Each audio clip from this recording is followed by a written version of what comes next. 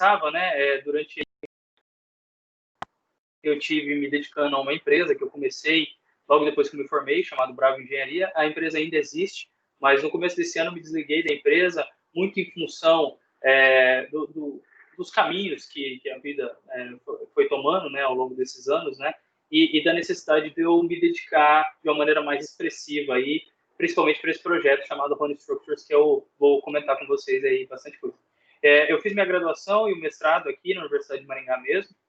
Eu falo aqui porque, embora eu estou fazendo doutorado na USP, eu estou de volta aqui por conta da pandemia, as aulas estão acontecendo online, boa parte da pesquisa a gente continua trabalhando à distância, né? Então, eu estou aqui em Maringá, Universidade de Natal, onde eu atuo como perito também, né? Perito judicial de engenharia, e estou desenvolvendo as atividades do meu doutorado e também, eventualmente, tenho trabalhado com consultorias de BIM e relacionadas a BIM e projetos de estruturas de concreto armado e protendido, principalmente, né? E na maior parte das vezes na junção desses dois, né?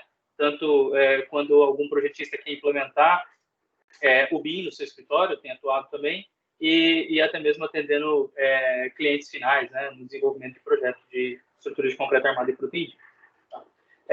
Bom, essa minha palestra, essa minha apresentação, eu gosto sempre de começar com essa provocação, né? Esse questionamento que a gente tem aí, de como vão ocorrer, como que a nossa profissão vai ser afetada ao longo dos próximos 50 anos, né? Muitos de vocês, né, a grande maioria, vão estar trabalhando, né? E eu espero que nós também, né? Eu, Vladimir, Alessandro, que a gente esteja trabalhando também daqui a 50 anos, né? Mesmo que a gente espera, né, que a nossa longevidade, né, a nossa vida útil aumente, né? Então, provavelmente, boa parte da gente vai estar trabalhando daqui a 50 anos. Então, é um assunto que interessa bastante a gente, né? É um assunto que olhar para o futuro é algo que sempre motiva muito a gente a entender as coisas que estão acontecendo. E é claro que quando a gente tenta fazer uma previsão do futuro, a primeira coisa, a primeira armadilha da nossa cabeça é olhar para o passado e falar assim, bom, espera lá, como que ocorreram os últimos 50 anos, como que as atividades, como que as coisas evoluíram ao longo dos últimos 50 anos para a gente poder prever o futuro. E é claro que nem sempre isso é uma boa resposta, uma boa maneira, né?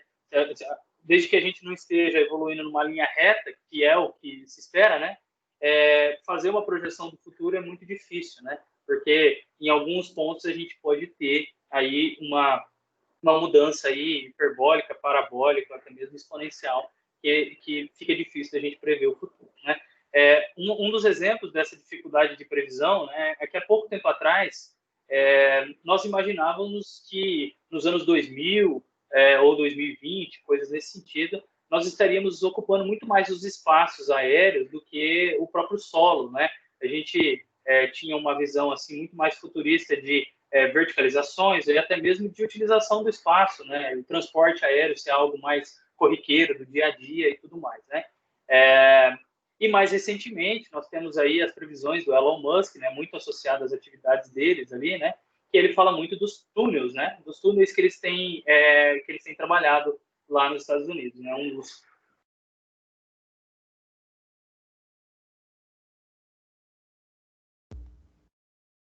a empresa de escavação. Apareceu um aviso aqui para mim. Deu uma cortadinha no som, talvez deu uma falha na internet, Marcos. Por muito tempo? Não, alguns segundos. Ah, tá. Bom, então, voltando aqui essa parte das previsões aí de ocupação do espaço do subsolo nosso, né? O Elon Musk vem falando muito sobre isso, muito ligado à empresa, né? Que ele tem desenvolvido aí grandes máquinas e para fazer escavações, e ele acredita que transportes como, por exemplo, São Francisco e Nova York podem ser feitos através de túneis, né? Então, desses túneis, até tem uma imagem ali de um Tesla ali, que ele você não vai andar com o carro, né? O carro vai entrar e ele vai entrar em uma espécie de alguns skates, e os skates que vão fazer o transporte para você. E, obviamente, você vai se deslocar numa velocidade muito grande. E, assim, são previsões, né? Assim como a gente vinha com previsões, agora nós temos previsões mais atualizadas. Mas o grande barato, né, é que tem muitas coisas que surgem para a gente como novidades que ninguém poderia prever, ou pouquíssimas pessoas teriam a capacidade de prever a situação que a gente vem vivendo hoje, né? quando que a gente ia imaginar que em 2020 nós íamos ter imagens como essas que a gente está vendo aqui? Nova York vazia, Tóquio vazio, e até mesmo São Paulo, né? Até ali tem um cidadão atravessando com a máscara, né? E hoje a gente vem participando cada vez mais de eventos, como o que a gente está participando hoje, né? Ali em cima, ali, as famosas reuniões aí do Zoom, do Google Meet, até mesmo do Microsoft Teams que a gente está usando aqui.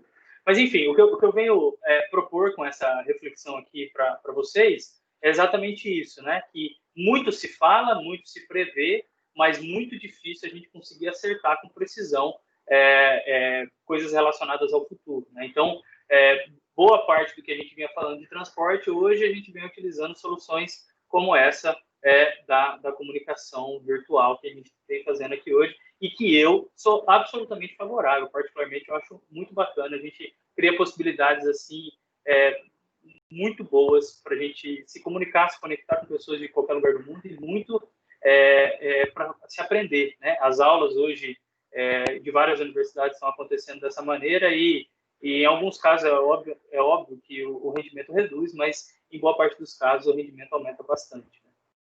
Bom, toda essa introdução que eu fiz para vocês, né, é mais para a gente entender o quão difícil é a gente prever essas coisas do futuro. Mas mesmo assim, né, a gente consegue, através de algumas amarras, a gente entender o que é a nossa profissão, especialmente a engenharia de estruturas, que é a minha especialidade, o que essa engenharia, o que essa ciência venha a experimentar nos próximos anos aí, tá?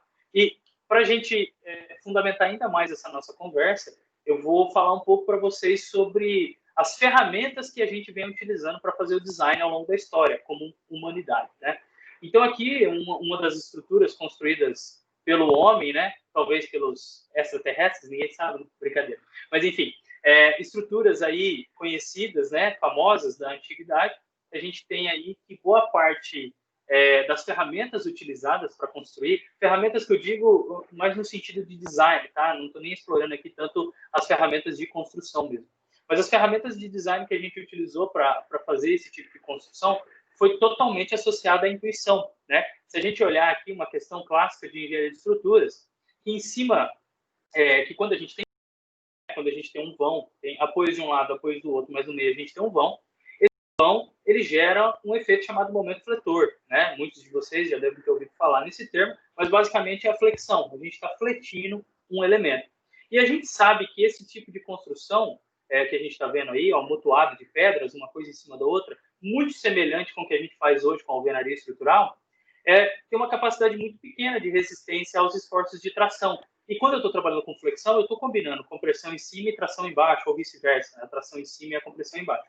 Enfim, de fato, esse fenômeno é um fenômeno conhecido por nós hoje, e a gente trata ele de uma maneira super matemática, de uma maneira bastante aprofundada. O fato é que aqui a gente vê elementos dessa natureza submetidos à flexão, e a gente percebe que o homem que produziu, as pessoas que construíram essa estrutura, elas perceberam que se eles colocassem uma pedra do lado da outra, eles não iam ter resistência à flexão, consequentemente aquilo ia se deslocar. Então você pode ver que em cima ali dos vãos, nós temos ali pedras contínuas. Então, a escolha por colocar aquela pedra contínua muito provavelmente foi baseada na intuição, ou seja, colocou uma primeira vez, caiu, não deu certo, então a intuição mostrou que tinha que ser uma pedra contínua para conseguir captar esse esforço de tração que acontecia aí, né?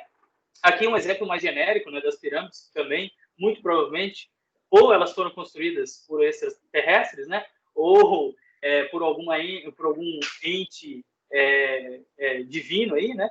Mas considerando a ideia que foi feita pelo homem, muito provavelmente ela foi guiada pela intuição também, né? E até a forma dela mostra isso, né? Um crescimento da base à medida que ela vem se aproximando da base, né? Um crescimento, um aumento ali das dimensões, para que possa ter uma distribuição de tensões maiores. É claro que se fosse fazer ela ao contrário, seria muito, muito mais difícil, né? Bom, depois da era que eu chamo, particularmente, eu chamo da era guiada pela intuição, a gente chega na era da técnica, né? E a gente começa a se perguntar muito mais por que está fazendo as coisas, e essas perguntas, obviamente, que acabam gerando maiores conhecimentos. Temos aqui nomes como Bernoulli, como Isaac Newton, né? Nomes aí, o próprio Euler, que escreveu as equações de as equações de equilíbrio das barras, né, submetidas à flambagem, né, um equacionamento bastante importante para a engenharia de estruturas que a gente conhece hoje, né, e ali a gente tem uma figura ali de um cálculo de momentos fletores, né, um diagrama de momentos fletores sendo construído aí para essa viga. Então, toda essa matemática que veio sendo desenvolvida ao longo do tempo deu fundamento para a gente entrar nessa era técnica, né, na era que a gente usa a técnica a nosso favor. E essa técnica, ela não só foi utilizada para o cálculo, para o entendimento, para as concepções mais teóricas, né, dos nossos problemas, mas também para que a gente pudesse apresentar os nossos projetos de uma maneira mais inteligente, para que a gente pudesse apresentar esses projetos, comunicar eles de uma maneira mais robusta, né? Até porque não adianta nada a gente ter uma técnica super mega avançada para calcular as nossas estruturas se a gente não conseguir comunicar, se a gente não conseguir apresentar bons desenhos e boas visualizações, bons modelos, para que eles possam ser usados de fato para o fim que é o projeto, que é a construção, né? Então, essa era aí também foi muito influenciada pelas técnicas de desenho. E, mais recentemente, a gente vem vivendo a era da tecnologia, que a gente usa grandes ferramentas super robustas para determinação de esforços, no caso das estruturas, né? Nós temos ali, dentro daquela primeira bola ali em cima, nós temos ali uma estrutura de um edifício, os pórticos, né, tridimensionais, utilizados para o cálculo de edifício, extraídos de um programa chamado EBERIC, um programa brasileiro, né, que é utilizado aí para projeto de estruturas de concreto armado. E nós temos ali algumas imagens de um outro programa chamado Athena, né, que é um programa muito utilizado para simulação via elementos finitos de elementos de concreto armado. Então, a gente consegue prever a posição das aberturas de fissura, a orientação dessas aberturas de fissura, a gente consegue prever qual que é a carga de início do escoamento da estrutura, qual que é a carga de ruína. A gente tem uma matemática muito avançada implementada em programas de computador que facilita o do engenheiro, né, seja do engenheiro de estrutura, seja do arquiteto, seja lá quem for que você estiver falando, né? Então a gente entra numa era que a tecnologia tem uma influência muito maior na nossa vida, né? Então hoje a vida do engenheiro estrutural basicamente é trabalhar dentro desse fluxograma aqui, né? A concepção estrutural está muito associada às técnicas e às experiências que o projetista teve ao longo dos anos, né? Depois ele avança para uma modelagem dentro de um programa computacional. Essa modelagem já serve de base para o cálculo dos esforços. O cálculo dos esforços são utilizados para o dimensionamento das armaduras, né? E aí a gente verifica se o concreto vai entrar em ruptura, em ruína ou não, né? Porque a gente dimensiona o aço para entrar em escoamento antes do concreto entrar em ruína, então é bastante importante essa verificação da ruptura do concreto. E a gente verifica o estado limite de serviço, qual que vai ser a performance, o comportamento da estrutura no dia a dia.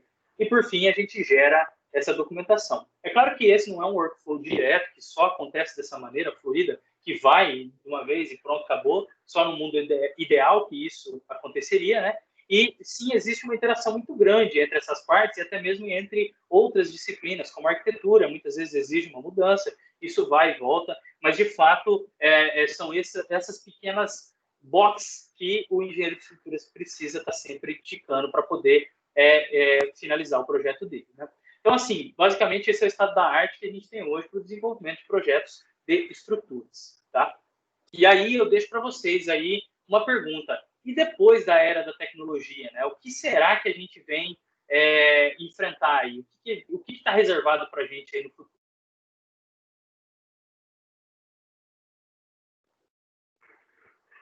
Aproveitei para tomar uma água aqui. Bom, eu gosto de falar, né, que a gente está prestes a viver a era da colaboração, tá? O que seria essa era da colaboração, né? Seria não só a colaboratividade entre os próprios seres humanos, né, da gente fortalecer ainda mais essa questão da colaboração entre a gente no desenvolvimento dos trabalhos, mas a colaboração que eu estou falando aqui é entre máquina e homem, né? A gente até então vem utilizando a tecnologia como... Oi? Alguém falou alguma coisa? Acho que foi só um ruído. Vou verificar se alguém está com o microfone ativo aqui. Pode Tá seguir. bom. Tá bom. Quando eu falo em colaboração, eu estou falando entre homem e máquina, né? E até então a gente tem usado, até a era da tecnologia, a gente tem usado a máquina como uma ferramenta passiva. A gente simplesmente informa o que a gente quer dela e ela traz para a gente. Então, basicamente, é como um martelo, né? O martelo ele não bate sozinho, eu tenho que ir lá e usar ele para bater, né? É uma ferramenta passiva, ela não tem vontade própria, ela não tem poder de decisão.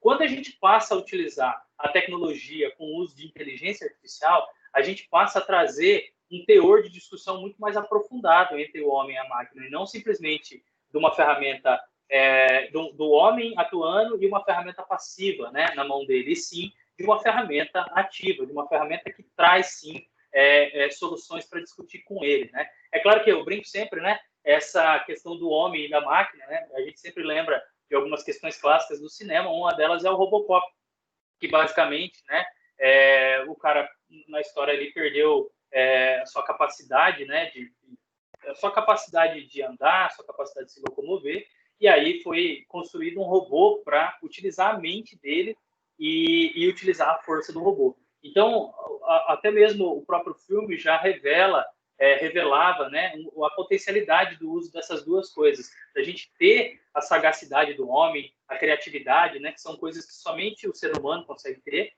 associadas a poderes muito grandes das máquinas, né, como, por exemplo, no caso de um policial, a precisão de atirar, né, a precisão de uma máquina é muito maior do que a de um ser humano. Então, o que a gente vem enfrentar nos próximos anos é algo muito parecido, mas a gente não precisa vestir essa armadura, né? A conversa é um pouco diferente, né? No caso da engenharia de estruturas. E uma das ferramentas que utiliza os conceitos de inteligência artificial dentro do design em geral, seja o design de arquitetura, seja o design de estrutura, o design de uma maneira geral, vem o design generativo, né? Ele vem aí do original, né? Generative Design. Também é conhecido como design paramétrico, né, que você parametriza algumas coisas e deixa a máquina solucionar dentro daqueles parâmetros que você estabeleceu ali. Mas, basicamente, o nome que eu gosto mais de utilizar é esse, o design generativo ou generative design. Basicamente, o que é? Quando você está trabalhando com um algoritmo de otimização, esse algoritmo de otimização ele tem a capacidade de trabalhar com uma função objetivo, né? Então, você coloca lá, reduzir peso da estrutura. Então, de alguma maneira, você vai programar para aquela função de otimização reduzir o peso da estrutura. Quando você está trabalhando com design generativo, você associa diversas ferramentas de otimização e diversos goals, né? Ou seja, diversos objetivos. Então, não só eu quero reduzir o peso próprio da estrutura, mas como também eu quero aumentar o desempenho dela. Então, são duas variáveis diferentes, que em alguns casos elas podem até se relacionar, mas de maneira geral, são variáveis diferentes e que eu vou mensurar de maneiras de mecanismos diferentes, né? Então, o design generativo ele dá a possibilidade da gente associar esses diversos goals, esses diversos objetivos dentro de um único problema. Então, ao final de eu rodar um algoritmo de design generativo para uma opção, né, eu tenho não só uma única solução, mas eu tenho uma gama de soluções, e dentro dessa gama de soluções, o que se deseja é selecionar a que melhor se encaixa para cada situação, para a situação que eu estou projetando. Então, obviamente, se a gente está com o objetivo de projetar um edifício, obviamente que a gente quer um projeto só no final, né? A gente quer projetar somente um edifício, exceto quando eu quero construir vários. Mas no caso eu quero construir uma torre só, eu quero um projeto só. Então, como que o engenheiro, como que o projetista, como que o designer, ele lida com essas várias soluções que o design generativo traz para ele, né? Então, esse filtro ele é muito baseado no desempenho e no poder de decisão do engenheiro, né? Então, assim, quando a gente fala lá, né, a gente estava falando da união do homem e da máquina no Robocop, no exemplo do Robocop, né? Que a sagacidade do homem associada à precisão da máquina, né? Então, essa precisão da máquina que a gente vem utilizar aqui para calcular várias soluções, e ela também não tem preguiça de calcular vários projetos, né? Diferente do homem, que não vai ter a capacidade de ficar calculando diversas vezes o mesmo projeto. Então, a máquina, ela associa, a gente usa essa precisão dela associada com a sagacidade do engenheiro de poder escolher a melhor estrutura, de poder escolher o melhor design para ele, para, de fato, mandar para a obra, né? Então, essa figura que vocês estão vendo aqui no canto superior direito, cada linha vertical dessa aqui é uma variável que eu estou avaliando.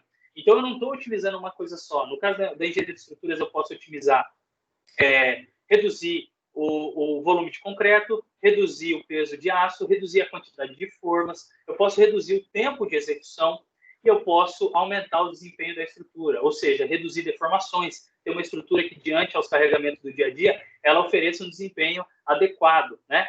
Então, são variáveis que, por mais que cada vez que a gente mexe numa coisa altera tudo, mas não são variáveis totalmente correlacionadas. Que à medida que eu avalio uma, eu consigo avaliar todas. Então, de fato, eu preciso avaliar todas, né? E esses gráficos que a gente vê subindo e descendo é a pontuação de cada solução sob o olhar daquela variável, sob o olhar daquele problema que eu quero resolver, né? Então, o design generativo, de uma maneira mais generalista, ele tem essa conceituação aí, né? Então, a gente passa de criação... Alguém quer falar alguma coisa? Ouviu um barulho de microfone? Tranquilo? Então, a gente passa de criadores para co-criadores, né? A gente passa, ao invés da gente produzir e propor uma solução sozinho, a gente passa a utilizar a máquina de uma maneira ativa. Ela começa a trazer soluções para discutir comigo. Como essa figura que vocês estão vendo aí, por exemplo, através de um algoritmo de otimização topológica, foi aí que chego numa solução estrutural muito mais eficiente do que a primeira, né? De acordo com o algoritmo, essas posições desses elementos que estão colocados aí nesse design são posições ótimas para o desempenho estrutural dessa ferramenta e desse elemento, né? Bom, dentro desse panorama, né? O que a gente vem desenvolvendo, né? A gente teve a oportunidade de participar com o nosso projeto Rony Structures dessa residência intensiva relacionada ao design generativo aplicado à construção civil, que aconteceu no último verão, né, do Canadá, né? O verão do Canadá é o nosso inverno aqui, no último verão do ano passado, que a gente teve a oportunidade de participar lá na cidade de Toronto. Né? E dentro desse evento, a gente teve a oportunidade de conhecer diversos grupos de vários lugares do mundo, não só da América, né, mas também de Dubai, de outros lugares, né, e também, inclusive, dos Estados Unidos e do Canadá. A gente teve a oportunidade de conhecer vários projetos que estão utilizando conceitos do design generativo para soluções voltadas à construção em geral, né, seja para arquitetura, seja para estrutura, ou seja até mesmo para a área de sistemas, né, os sistemas das edificações. E foi uma oportunidade muito boa que a gente teve para se aprofundar nesse conceito de design generativo e trazer essas soluções para dentro do nosso projeto, chamado Rony Structures, né? Antes de eu falar do Rony, eu vou falar um pouco da minha tese de doutorado, que eu estou desenvolvendo pela Escola Politécnica de São Paulo, né, e em parceria com a University of Windsor, lá no Canadá também, no qual eu estou desenvolvendo, né, o meu doutorado o desenvolvimento, a calibração e a formalização e a validação de um algoritmo inteligente capaz de projetar estruturas de concreto armado por conta própria, né? O nome que a gente deu para ele é Generative Time Method, né? Seria um método dos tirantes generativos. Esse nome ele tem uma ligação com o método atual para dimensionamento de estruturas mais geral, né? Que é o Suit-and-Tie Method, né? Que é o método das bielas, ou método das bielas itinerantes, também conhecido aqui no Brasil. Mas, basicamente, a gente está propondo um algoritmo de inteligência artificial para posicionar as barras de aço, as armaduras, dentro dos elementos de concreto a partir do momento que eu tenho a forma de concreto estabelecida, né? Então, aqui, por exemplo, é o nosso algoritmo rodando para uma situação específica, né? Uma viga, para quem não está habituado a essa forma, é uma forma super estranha mesmo. É uma forma que ela é muito explorada na academia, né, na ciência. Ela não tem uma aplicação de mercado direta tão clara, mas essa forma ela é estranha justamente para dificultar o entendimento, para que a gente possa, solucionando um problema difícil, a gente possa extrapolar para problemas mais simples, como de uma laje, como de uma viga normal, né? E essa aqui é uma viga parede, né, que tem uma altura aí bastante expressiva. A altura é mais ou menos do tamanho do comprimento, então isso traz uma descontinuidade muito grande. E a gente tem posicionamento de 3 aberturas. E essas aberturas elas causam uma descontinuidade muito grande no caminhamento dos esforços até os apoios, né? Mas, enfim, o algoritmo ele entende o posicionamento que vão ocorrer as trações, né, de maneira não linear, e baseado nisso a gente vai lá e posiciona as armaduras nessas situações, né? E isso faz com que a gente tenha um algoritmo capaz de dimensionar por conta própria, né, que não precisa do engenheiro, no caso do método das bielas, que precisa propor uma treliça idealizada, entender o comportamento dessa treliça para daí dimensionar o elemento estrutural de fato. Então, a gente passa a ter um algoritmo que faz isso por conta própria, né? Então, aqui é um outro gráfico da mesma situação. mas que a gente consegue ver as barras de aço sendo criadas ali, né, nas regiões que as trações são predominantes no projeto. Bom, dentro disso, no meu doutorado, eu dimensionei aí 11 elementos estruturais, né? Aqui vocês estão vendo 6, mas a gente fez mais outras 4 vigas, né? Mais comuns, né? Mais convencionais, no qual a gente está testando esse algoritmo variando parâmetros. Porque o grande barato do design generativo não é você ter uma única solução, mas você ter capacidade de parametrizar a sua solução de acordo com variáveis que você pode alterar dentro de uma certa limitação. Como assim? Traduzindo isso, né? Basicamente, você atribui quais parâmetros você pode variar ao longo do design e quais são os limites que você pode variar esses parâmetros. Como, por exemplo, vou dar um exemplo básico aqui, bastante básico, não é só isso que a gente está fazendo, mas quando a gente varia o FCK do concreto. Eu não sei, de fato, qual é a solução mais econômica antes de fazer a estrutura. Porque se eu projeto uma estrutura com 30 MPa de FCK, eu vou gerar um volume de concreto. Esse volume de concreto vai ter mão de obra que vai me gerar um volume de custo. Quando eu trabalho para 50 MPa, por exemplo, essa estrutura vai gerar um outro volume. Ela vai ter um volume diferente da de 30, porque eu vou conseguir reduzir algumas coisas. Mas não me garante que essa redução seja de fato economia. Por quê? Porque mesmo eu economizando, eu tenho algumas dimensões que são mínimas. Essas dimensões mínimas são mínimas, não me deixa diminuir, tá? Então, alguns volumes, eu não vou diminuir de uma maneira linear e o custo desse concreto também não sobe de uma maneira linear. Então, não garante para mim que eu diminuindo uma coisa e aumentando outra, de fato, eu vou ter um resultado com custo menor. E a coisa começa a ficar ainda mais complexa quando eu vou para FCK de 50, de 150 MPa, quando eu começo a utilizar os Ultra High Performance Concrete, né? Quando eu passo a utilizar esse tipo de material, ou até mesmo concretos que passam de 200 MPa de resistência, fica ainda mais difícil para o engenheiro ter a sensibilidade de saber qual que vai ser o resultado mais barato para a obra, né? Por quê? Porque ele precisa terminar o projeto para fazer o orçamento para poder saber o custo. E nem sempre isso é possível com as ferramentas que a gente tem atualmente. Então, a ideia é que a gente tenha uma ferramenta que consiga facilmente resolver a estrutura diversas vezes, para que a gente possa variar parâmetros como esse que eu falei, e ter resultados diferentes, que não dê trabalho para o engenheiro ficar fazendo todos esses projetos várias vezes, e ao final o projetista vai ter que ter a sensibilidade de escolher o que é melhor para ele. Basicamente, o que eu estou desenvolvendo no meu doutorado é o algoritmo, é o trigger que fica por trás dessa discussão. É o solver, né, vamos dizer assim, que fica por trás dessa discussão. E para isso, a gente precisa comprovar que o funcionamento das estruturas são adequados, né? Então, a gente teve que ir para uma escala muito grande, vocês podem perceber ali naquela figurinha do canto superior direito, a gente está ali mexendo ali, no caso eu estou de branco ali aplicando a carga, e meu colega está ali de preto controlando as instrumentações pelo computador, né? E meu orientador está ali no meio dando palpite, né? Óbvio, né? Mas, enfim, para vocês verem ali a escala, né? O nosso tamanho em relação ao tamanho do ensaio que a gente está fazendo. Então, a gente teve que ir para uma escala muito grande justamente para poder trabalhar com uma precisão muito grande. Se a gente reduz a escala do ensaio, em muitos fatores a gente acaba perdendo e, de fato, a gente não conseguiria provar o funcionamento do algoritmo, né? Então, esse é o programa experimental que eu estou rodando lá na University of Windsor, no Canadá, tá? Então, toda a parte teórica eu estou desenvolvendo aqui na USP e a parte experimental eu estou desenvolvendo lá na Universidade de Windsor. Vocês estão me ouvindo, pessoal?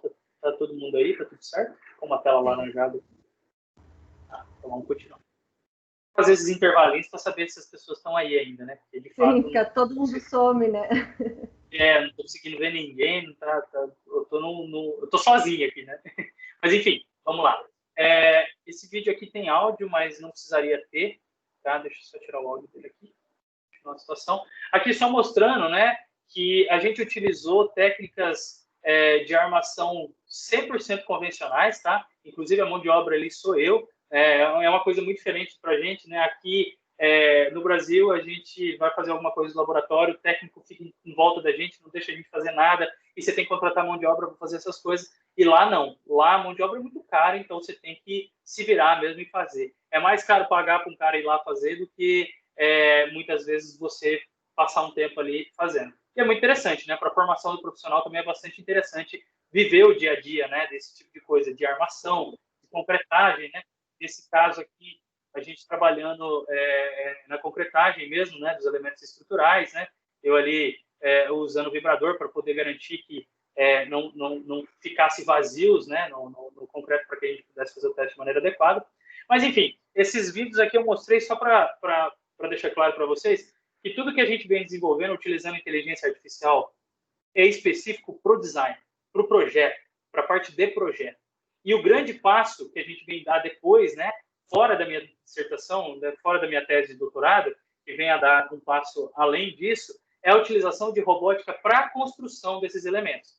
Porque uma coisa é eu limitar o meu design baseado nas formas de madeira, nas armaduras de aço que eu estou utilizando, né, nas barras que são aí as barras padrões, né, que são bem parecidas com as barras que a gente usa aqui no Brasil, mas enfim, essas limitações que o processo construtivo convencional estabelece, a gente utilizou no nosso design para avaliar puramente o que o design é capaz, o que o processo de projeto é capaz, certo? Para o passo seguinte, a gente vem a incrementar e a utilizar robôs dentro desse processo de construção. E daí nasce o Rony Structures Project, né, que basicamente é o projeto que a gente é uma startup, né, que a gente vem desenvolvendo e que a gente se inscreveu no processo de incubação da Autodesk, né, e que a gente tem essa parceria aí com eles. A gente está indo para o segundo ano agora, não, a gente já está no segundo ano, na verdade, né, de incubação com eles, que eu vou falar um pouco mais desse programa ali na frente. Mas, basicamente, o objetivo do Rony Structures é redesenhar, reprojetar, reestabelecer o processo de construção e projeto de estruturas de concreto armado, né? O concreto é um dos materiais mais utilizados pelo homem, né? Primeiro vem a água, depois vem o concreto. Então, o concreto é o material artificial mais utilizado pelo homem, né? Que a água é natural, né? Então, ele seria o elemento artificial mais utilizado pelo homem. Então, com certeza, tem uma importância muito grande para a sociedade, para a humanidade em geral, desenvolver técnicas relacionadas ao concreto armado, né? Boa parte das edificações, das estruturas que a gente conhece, se não é toda de concreto armado, ela tem a sua fundação, ou ela tem as lajes, alguma coisa ela vai ter de concreto armado, mesmo em construções metálicas, mesmo em construções de wood frame, de steel frame, sempre vai ter alguma coisa de concreto, isso é fato. Então, a gente vem utilizando inteligência artificial, design generativo e a robótica para que a gente possa quebrar esses paradigmas associados à construção de estruturas de concreto armado, né? Esse é um projeto que a gente está desenvolvendo em parceria com a Autodesk de Toronto e de Boston. Na verdade, esse programa de residência deles, quem quiser me procurar depois para entender um pouco melhor, basicamente, ele é aberto para qualquer ideia inovadora que esteja relacionada, que esteja na academia, ou que seja uma startup, ou que seja uma parte de desenvolvimento de uma empresa já estabelecida, né? Mas que você tenha interesse em desenvolver alguma coisa que faz sentido para o mercado da Autodesk, né? E ele é um programa geral, né? Teoricamente, ele é um programa mundial, mas que a gente está incubado tanto na sede de Boston quanto na sede de Toronto, né? Claro que agora a gente está de volta aqui, não tem os projetos estão fechados, mas de fato remotamente a gente continua trabalhando em parceria com eles, né? Essa foi a experiência que a gente passou lá em Toronto, trabalhando com a semana do design generativo intensiva, né? E a gente agora está exatamente no momento de desenvolver um consórcio para que a gente possa construir uma ponte, né? Uma ponte de pedestres, uma footbridge, dimensionada, projetada e construída por inteligência artificial e robô. De concreto armado vai ser a primeira do mundo, né? A gente espera, né, que a gente consiga acelerar o projeto para conseguir cumprir esse goal, mas mesmo se a gente não conseguir ser a primeira do mundo, vai estar entre as primeiras e muita coisa vai ser extraída desse trabalho nosso para evolução, né, para extrapolação em outros projetos maiores, como edifícios e coisas desse sentido, mas a gente está dando esse primeiro passo em direção à automatização da construção de concreto armado, né? Para quem quiser saber mais sobre o projeto, a gente saiu em algumas publicações da própria Autodesk. O Redshift é um blog, hoje é um dos blogs mais influentes do mundo dessa área de tecnologia aplicada à construção, e a gente teve 2 publicações lá, uma delas só sobre o nosso projeto. Mais recentemente, eles fizeram uma tradução para o português desse projeto, então se vocês procurarem, tem a versão em português também desse artigo, Os outros ainda não, esse da esquerda aqui, AI Based Generative Design, a gente foi elencado ali dentre as empresas, as startups que vêm utilizando o design generativo para quebrar algumas barreiras dentro da construção, mas tem o artigo mais generalista, fala sobre outros projetos também, e esse do meio aí que fala também bastante sobre o período que a gente ficou lá em Toronto. Aqui alguns links, tá? Das últimas publicações aí que saíram sobre a gente, né? Além dessas publicações mais técnicas, a gente vem trabalhando, mais precisamente eu venho trabalhando com publicações científicas, né? Então agora no meu doutorado eu estou terminando alguns artigos para submeter para journals, né? Para revistas aí científicas, que em breve eu também venha a divulgar, tá? Também, quem quiser saber um pouco mais, a gente gravou aí 2 entrevistas, uma participa eu e a Gabriela, que estava comigo lá em Toronto, outra é só comigo, tem aí disponível no Spotify, tem um link aí também, se vocês quiserem, depois eu mando para vocês. E quem quiser saber um pouco mais, só me procurar, LinkedIn, Instagram, Facebook quase não uso, mas o Instagram e o LinkedIn eu estou bem ativo lá, e a gente pode ir trocando ideia.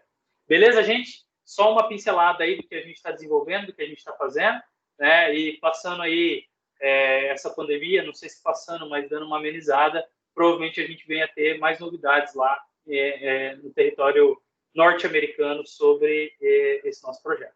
Agradeço muito o convite, fico muito feliz de estar falando para uma quantidade legal aí de pessoas e espero que tenha trazido alguma coisa interessante aí para vocês. Valeu, gente. Um abração.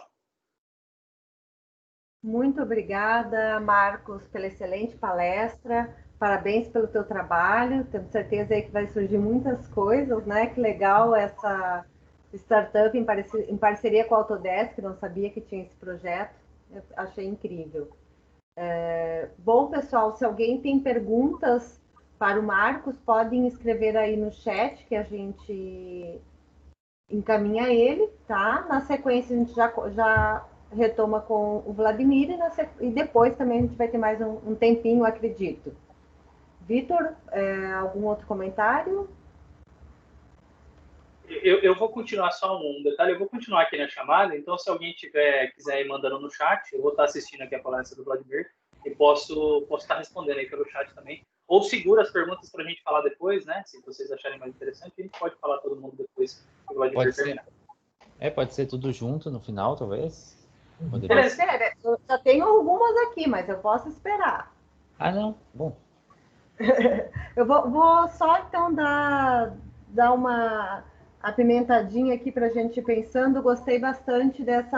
Acho que essa pergunta vai ser bem legal que tu traz aí depois das tecnologias, né? Que nós já falamos um pouquinho sobre isso.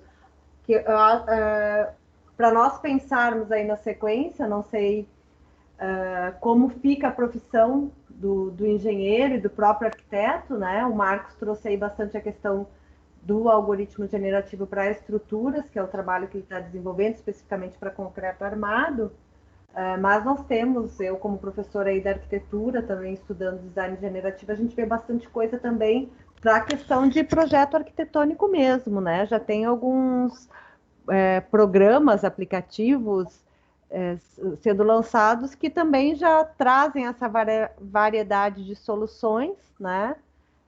Para o arquiteto ou profissional escolher. Acho que quem está começando a conhecer isso fica um pouquinho na dúvida, né, Marcos? Aonde eu me encaixo em tudo isso? Acho que a gente poderia comentar sobre isso.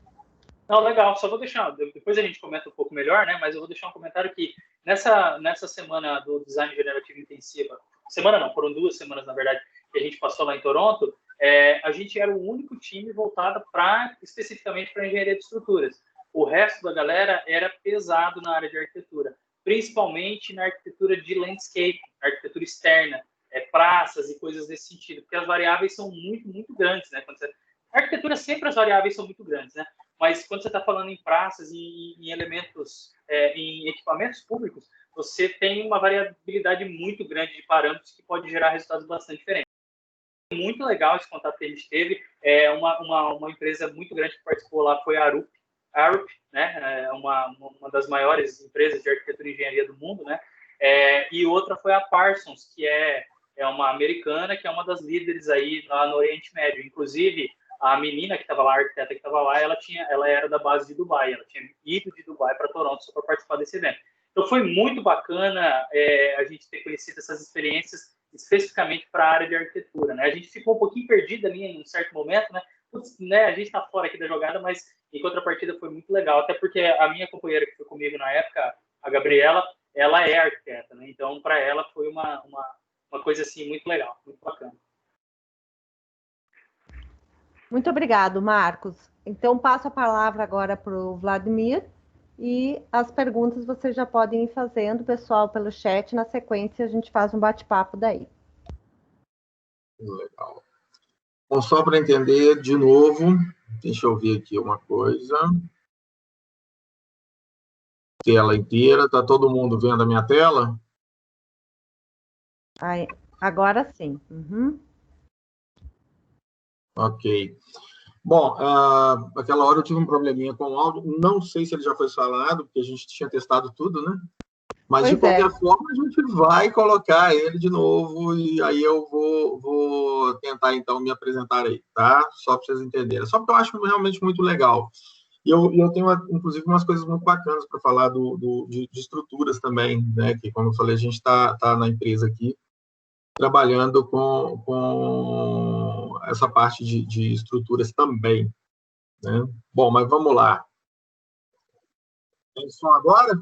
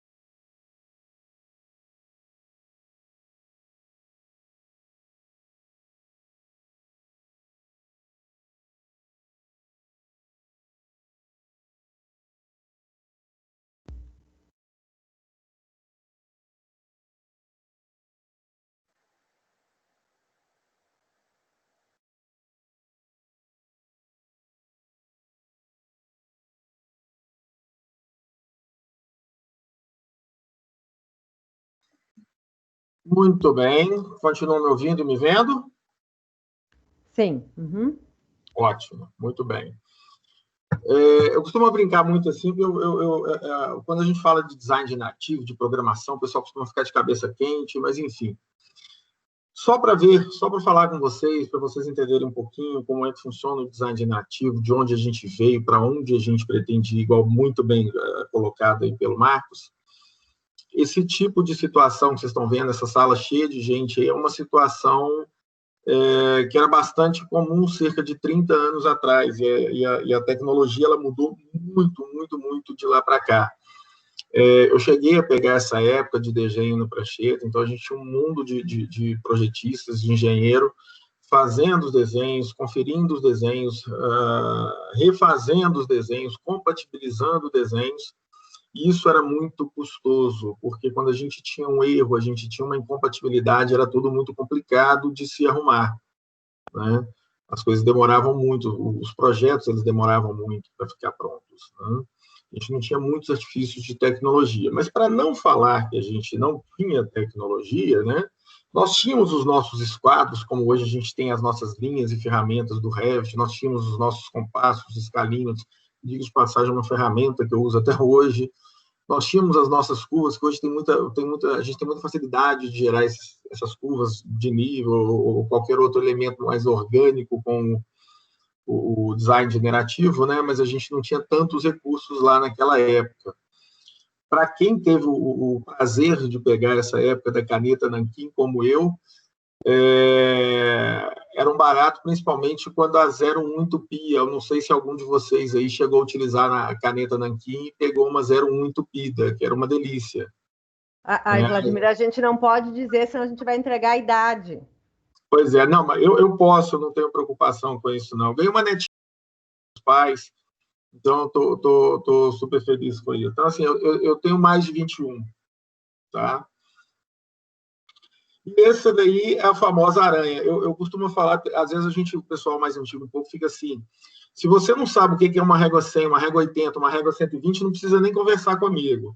Existe muita preocupação sobre padronização, principalmente de letras, de fontes aí no AutoCAD, no Revit, enfim, mas isso tudo tem um porquê, porque a gente tinha o normógrafo, também conhecido como aranha.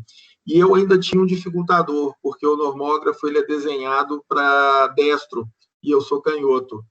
Então, assim, por causa disso e de outras coisas, eu tive que aprender a fazer as coisas com as duas mãos.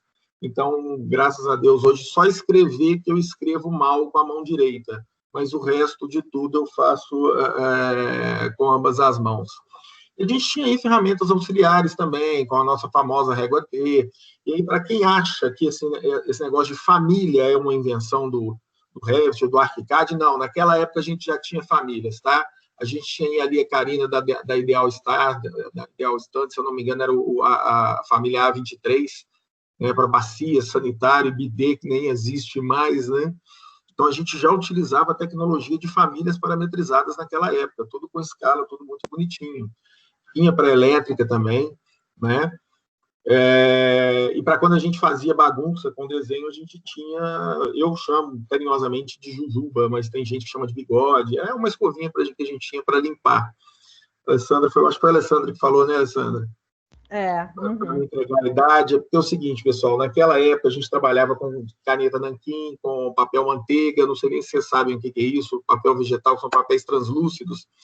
Então a gente precisava apagar muito e raspar com gilete, usar borracha de areia, e era tudo muito complicado porque ficava tudo muito sujo, o nanquim sujava muito, então a gente precisava de alguns recursos para deixar o ambiente de trabalho bem limpinho e o desenho bem apresentável. Não era a facilidade que a gente tinha hoje de chegar e, não, manda plotar, ou então usa o alginho aí e apresenta a realidade virtual. Não era bem assim, né? Mas se não fosse isso, e se não fosse a necessidade da gente ter uma entrega cada vez mais rápida, com uma qualidade cada vez maior, a gente não teria aprendido as coisas. O máximo de tecnologia que a gente tinha lá nos anos 70 era essa calculadora aí, foi a primeira calculadora científica da HP, HP 35. Eu confesso que eu já cheguei na era das 40 da vida, 48G. Né? Essa é uma calculadora até do meu pai, tinha uma delas. A do meu pai não funciona, a do meu tio funciona, mas é muito legal a gente ver como é que eram as tecnologias. E, assim, em termos de cálculo, não mudou absolutamente nada, só a tecnologia da calculadora mesmo. Mas isso são tempos, são águas passadas. Chegou esse pessoal aí, vocês conhecem esses símbolos, não? Alguém conhece? Pode abrir o áudio e falar. O Marcos, talvez. Vitor. Ninguém? Eu, sendo bem sincero, não conheço, não. Não mesmo? Puxa vida, fiquei decepcionado agora. A gente está falando da Aliança Rebelde aí à direita, a gente está falando da República aí acima e do Conselho Jedi à esquerda. Eles acabaram com essa panaceia de coisas que a gente tinha e modernizaram as coisas e daí inventaram um tal de AutoCAD. Na realidade, o AutoCAD é de 1962, tá, gente? Não é uma tecnologia nova, não. Eu comecei a mexer com ele em 91. Eu ainda estava na escola técnica do Cefet, fui um dos primeiros alunos que tive a oportunidade de trabalhar com o AutoCAD. E até por causa do AutoCAD, eu acabei me aventurando muito para a área de TI. Então, além da engenharia, eu fiz administração de sistemas de informação exatamente por causa das necessidades que eu tinha como um profissional canhoto na época de aprender a programar, porque o AutoCAD para DOS, provavelmente vocês nem conhecem também, era muito complicado de se configurar as funções no mouse do lado esquerdo. Foi aí que eu comecei a me aventurar dentro da TI, né? Mas toda a família, como no caso do AutoCAD, a nossa prancheta eletrônica é um excelente programa utilizado até hoje, tá? A internet não matou os livros, o Revit não matou o AutoCAD. A gente também tem aquele primo rico da família, né? Que no nosso caso é o Revit. O Revit, ele veio em 2002, eu já comecei a trabalhar com ele em 2007, né? ele foi comprado de uma outra empresa, pela Autodesk, e ele trouxe para a gente uma série de inovações, principalmente com relação a essa parte de BIM. Como vocês podem ver lá em cima, a gente consegue entregar agora projetos de arquitetura, estruturas em aço ou não, sistemas, no caso HVAC, elétrica, hidráulica, enfim. A única coisa que o Revit não faz de uma forma realmente muito decente são os dimensionamentos elétricos e hidráulicos. Quando eu falo decente, é o seguinte: nós temos uma série de limitações, né? E com relação a estruturas, principalmente, a gente tem só uma pré-análise, e hoje, na versão 2021, né, a gente tem uma integração maior com o robot da própria Autodesk. Tem um motor ANSYS de cálculo, que, se eu não me engano, se o Marcos até souber, quiser corrigir aí, ele é um motor de cálculo de vários dos softwares de engenharia estrutural que a gente tem aí hoje. É um software bem antigo também, né? Mas, enfim, junto com toda evolução também vem uma série de dores, vem uma série de problemas, porque a gente precisa entregar mais coisa em menos tempo, de preferência mais barato, mas sempre com uma qualidade, uma confiabilidade muito maiores. E aí entra o Dynamo. O Dynamo, ele surgiu também, é um programa open source, é um programa que foi criado aí por várias pessoas, vários programadores ao redor do mundo. Ele é de 2011, mas em 2015 a Autodesk percebeu o poder que ele tinha e a compatibilidade que ele tinha trabalhando junto com o Revit, e acabou adquirindo ele, né? Mas ele continua sendo um software open source, qualquer um pode colaborar com ele. O Dynamo veio para suprir algumas necessidades, algumas deficiências que o Revit tinha, como, por exemplo, bem explicou o Marcos, eu não tenho dinheiro para investir em uma ferramenta de estrutura, ou eu preciso fazer um estudo dentro do Revit de qual seria a melhor modelagem estrutural, elétrica, hidráulica, enfim.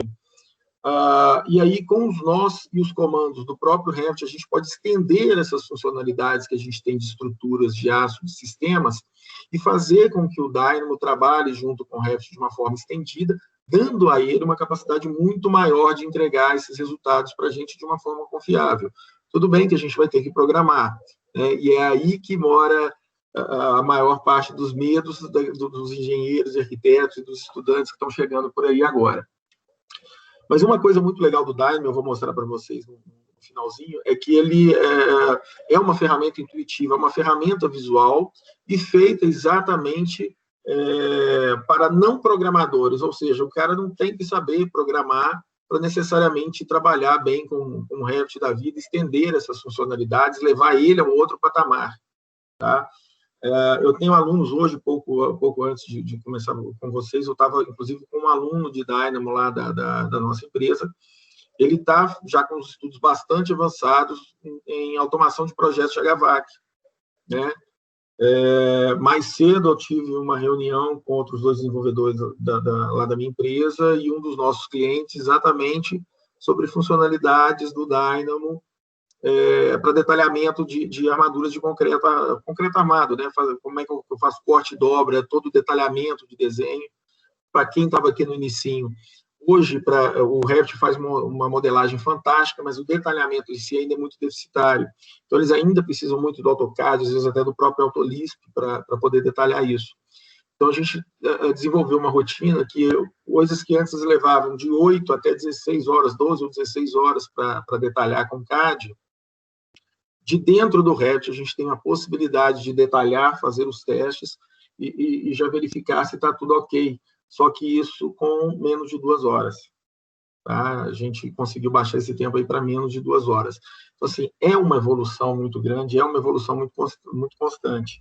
E eu costumo brincar que nem o céu é o limite, a nossa imaginação é o limite, porque na informática, né, eu costumo dizer que tudo é possível, pelo menos quase tudo. Tá? Mas, afinal de contas, o que é o design generativo? Eu vou falar um pouco mais agora do design generativo, e sim um pouco menos de ferramenta, e depois a gente volta para a ferramenta. Tá? Muita gente fica erroneamente falando, por exemplo, que eu costumo falar o seguinte: Revit é BIM, mas BIM não é Revit. Né? Dynamo, Grasshopper, o Generative Components, o Design Components da Bentley, por exemplo, Paramou agora do ArchiCAD, todos eles são design generativo, mas o design generativo não é isso. Ele é uma coisa muito mais ampla e nem é uma invenção moderna, é uma invenção já bastante antiga. Eu tenho aí algumas obras e algumas personalidades que eu não sei se vocês conhecem, né? Mas todas elas, de alguma forma, contribuíram com o design generativo. A gente precisou desenvolver um código específico para o cálculo de estruturas do Museu da Manhã, lá no Rio de Janeiro, que é essa primeira foto aí do lado esquerdo superior. O edifício Visoleta Neves, aqui em Belo Horizonte, que é uma obra de Oscar Niemeyer, muita gente acha que é o edifício Copan até, mas não é. Também é uma forma orgânica, para vocês verem que a arquitetura, como forma orgânica, como design diferenciado generativo, não é uma novidade, tanto que logo abaixo a gente tem a Catedral de Brasília, né? São inovações fantásticas. E aí a gente tem o Museu de Guggenheim, que, assim, não sei o que estava na cabeça do arquiteto, agora não me lembro bem o nome do arquiteto que fez, mas fantástico. Não sei o que ele tinha na cabeça quando ele criou, mas ele criou literalmente falando que não estava pensando na estrutura. Resultado, teve que ser feito, teve que ter sido criado todo um sistema de design generativo estrutural só para o Museu de Guggenheim. Então, a gente pegou um programa do zero, que foi criado do zero para poder criar essa estrutura do museu. É uma história muito interessante de vocês lerem. E aí fica uma outra pergunta, duas personalidades influentes que também fazem-se, quer dizer, no caso da nossa colega de baixo, não mais, nenhum dos dois, né? Mas não faz. A Zaha Hadid, que inclusive tem obras aqui no Brasil, e agora fica aquela pergunta, quem que é esse rapaz daí de cima? E não vale falar que é um engenheiro sincero, tá? Alguém sabe, não? É o Gustav Eiffel. Exatamente. Ele foi outro que inovou na construção da Torre Eiffel. O primeiro que até então não tinha sido feito nada daquele tipo, com aquele formato, com aquela altura, não tinha uma tecnologia para aquilo. E para quem é da área ou já está um pouco mais avançado nesses estudos de estruturas metálicas, o aço com calor, que na França também não é uma coisa, todo mundo acha que lá não faz calor, mas faz sim muito, a estrutura chega a ficar 46 centímetros mais alta. Então, vocês imaginam a quantidade de cálculos e a quantidade de processos de design, de fabricação de peças que esse cara não teve que fazer e inovar para suportar toda essa dilatação de ida e volta, mantendo a estrutura estável e segura. É uma coisa fantástica, uma coisa de louco, eu costumo falar, né? Mas, enfim, o design generativo, na realidade, é muito confundido com o design computacional. O design generativo, na realidade, é uma metodologia no qual nós, projetistas, interagimos de forma não direta com o modelo que a gente está trabalhando, como o próprio Marcos falou. A gente tem todo um processo, né, de codificação em que o computador, através do processamento dele, que é muito mais rápido do que nós podemos fazer manualmente, testa para a gente uma infinidade de situações e devolve para a gente uma infinidade de resultados para que, no final das contas, a decisão seja nossa. Já o design computacional é a área de pesquisa que desenvolve métodos e aplicações exatamente para permitir a aplicação e o desenvolvimento do design generativo.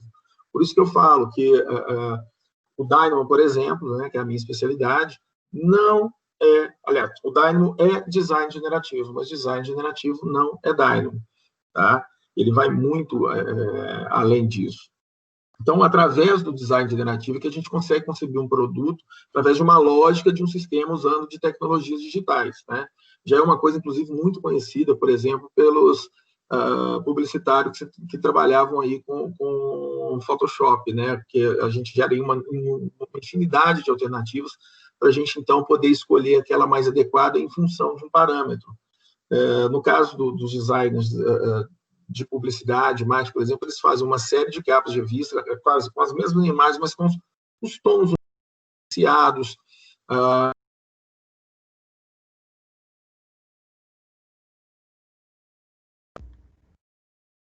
Oi, Vladimir, não estamos te escutando.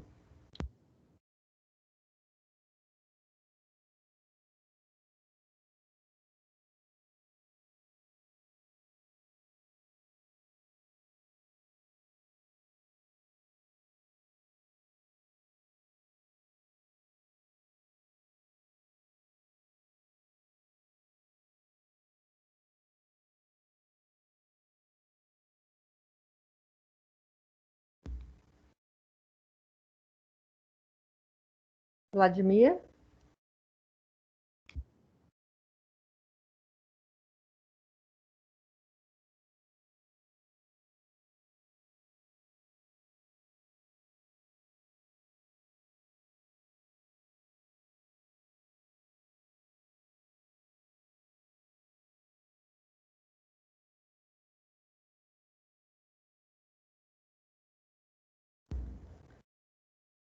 O Vladimir já entra, pessoal. Parece que ficou sem energia lá, tá? Ele me mandou aqui uma mensagem pelo celular.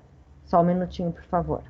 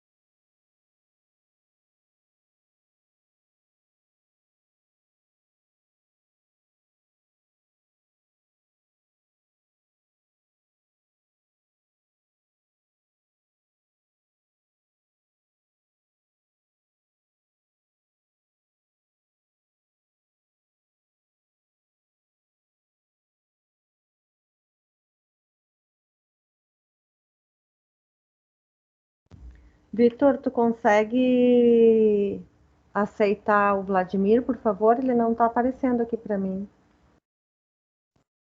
Aqui não apareceu um convite dele, na verdade.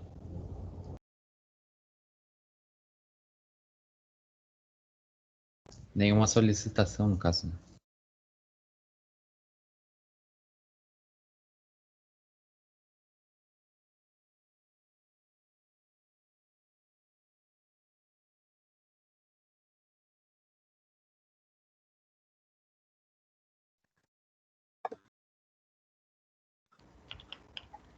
Oi, Vladimir. Voltamos? Voltamos. Desculpem. Imagina. Tranquilo. Mas aqui, igual eu falei, a gente sempre tem um plano B. Vocês estão vendo minha tela já? Sim, certinho. Tá. Para economizar a largura de banda, eu desativei a câmera, tá? Ok. Bom, mas vamos lá. O design generativo, então, ele é concebido, ele concebe um produto seguindo, então, uma lógica de um sistema, utilizando dessas tecnologias digitais. Esse exemplo aí é um exemplo muito bacana que a gente tem do Dynamo, já fazendo a modelagem. Aqui a gente estava... Foi uma brincadeira que foi feita com a modelagem de uma ponte. Na realidade, tudo foi feito a partir de geometrias. Então, a gente entra com números e geometrias, e nada mais dentro da nossa codificação, que é essa parte aqui de baixo. Então, ele gerou um arco, gerou os pontos, a gente dividiu esse arco em pontos e falou para ele ligar os pontos do arco com os pontos da bandeja embaixo. E lá dentro do Revit, um pouco mais para frente, na codificação do programa, a gente pediu para ele extrudar um círculo lá para poder fazer esse arco da ponte, fazer o tabuleiro, enfim. Mas tudo utilizando a tecnologia de design generativo paramétrico, ou seja, toda a modelagem foi feita através de algoritmos, inclusive a tabela de aço que vocês estão vendo aí à esquerda foi totalmente desenvolvida a partir do Dynamo, tá? São exemplos muito, muito legais, muito práticos. Essa outra figura é até eu costumo, na nossa aula, né, para os nossos alunos, a gente costuma gerar uma estrutura muito parecida com isso daí. Que a gente cria os brises do edifício a partir das linhas do próprio edifício, ou seja, eu utilizo a geometria do edifício como sendo a geometria limítrofe e falo para ele criar algumas geometrias para servir de brise. Então, a gente cria os BRISs também através do design generativo. E aí a gente começa a integrar outras disciplinas, inclusive que os alunos veem nos módulos. Que, por exemplo, a influência da luz solar direto na fachada, a gente consegue fazer conforto térmico, acústico, uma série de análises em função do posicionamento do brise. Só a isso já é o suficiente, né? E da mesma forma que a gente faz isso, a gente pode colorir, inclusive, cada um desses itens em função da quantidade de radiação solar que ele está recebendo, para verificar qual é a temperatura máxima e mínima que o material chega, enfim. A gente tem condições de simular uma série de coisas dentro do Dyno. Como eu falei, ele estende e muito as funcionalidades do Revit, né? Esse cidadão aí, que alguns conhecem, outros não, Leonardo da Vinci, por exemplo, ele já trabalhava, na época dele, com design generativo. Então, ele criava algumas formas, como vocês estão vendo aí, ia trabalhando, detalhando essas formas, através de alguns algoritmos, no caso dele, todos manuais, subdividindo as formas geométricas, até que ele pudesse conceber o produto final, né, como essa belíssima igreja, esse domo aí, na realidade. Nem tudo que ele fez também foi construído. Mas, enfim, agora imaginem que o Leonardo da Vinci tivesse, por exemplo, acesso a uma impressora 3D e design generativo naquela época. Ele tinha feito assim, 1 milhão de obras criativas, né?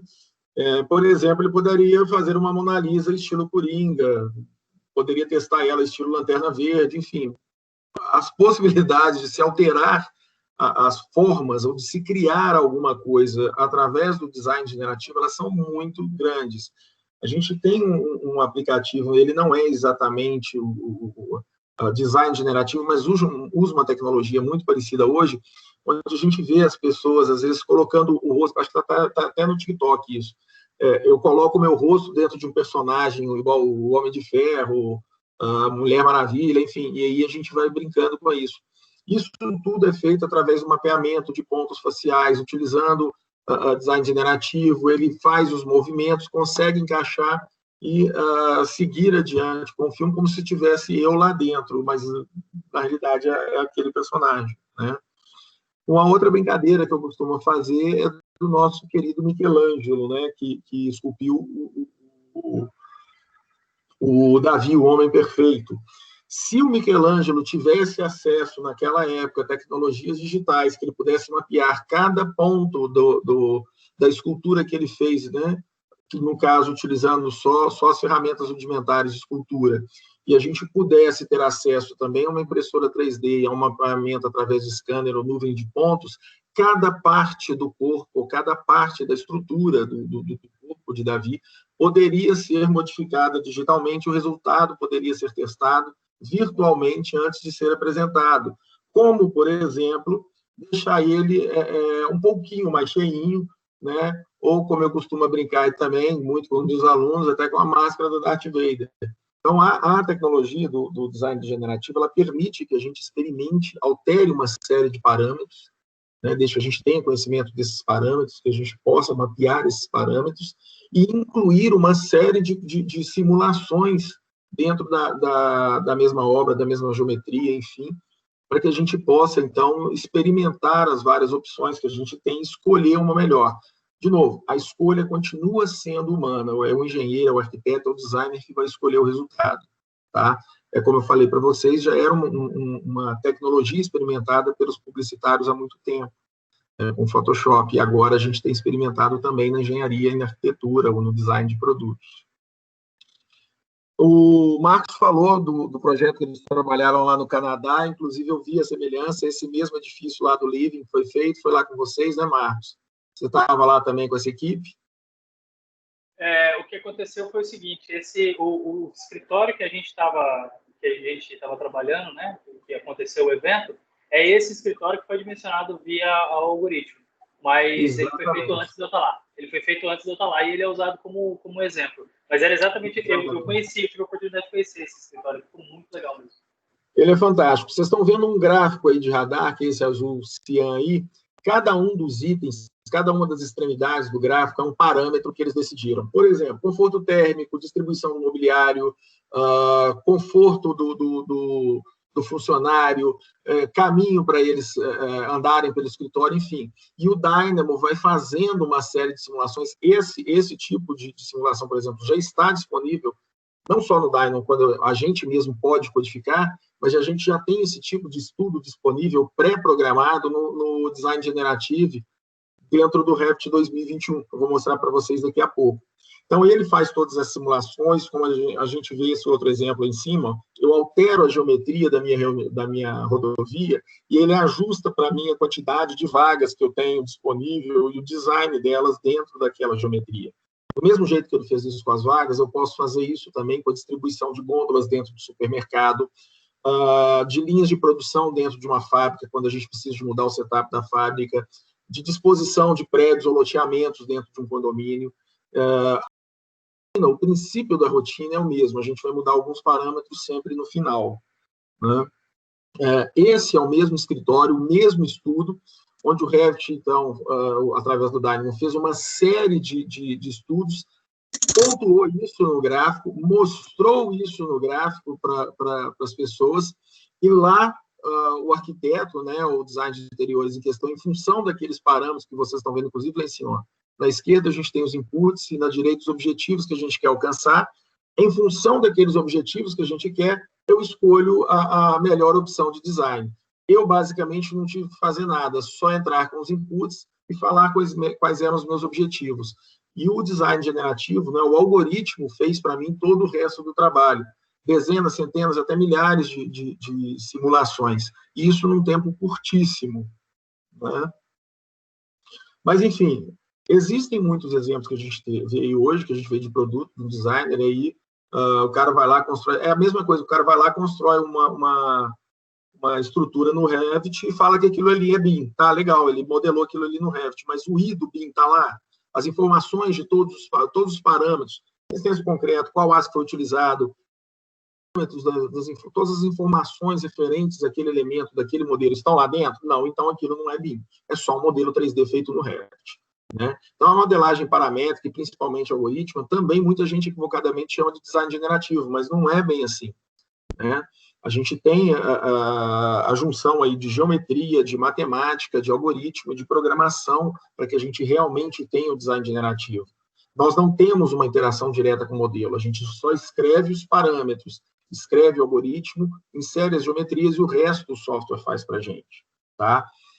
São exemplos muito interessantes, que a matemática, a geometria, aí para quem está no começo ainda do curso, legal, vai lembrar muito disso. Então, a gente vai entrar sempre com elementos muito simples, muito puros dentro do Dynamo, por exemplo, do Grasshopper, que é outro software fantástico, né?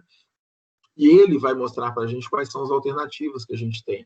Então, a gente tem a modelagem geométrica, que representa basicamente as formas e as propriedades dela, tá? A gente tem isso dentro do Revit, por exemplo, através dos próprios itens de modelagem que a gente tem lá. Né? Tudo isso é parametrizado. Tudo isso para... As crianças, de vez em quando, elas ficam agitadas, tá, gente? Então, vocês me perguntam.